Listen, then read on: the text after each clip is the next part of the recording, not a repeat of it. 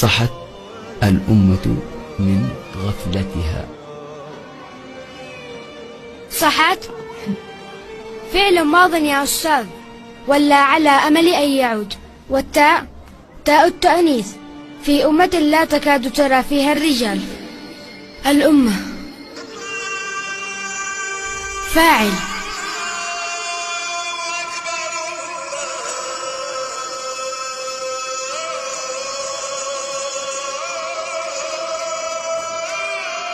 هده طول السبات، حتى أن الناظر إليه يشك بأنه ما زال على قيد الحياة.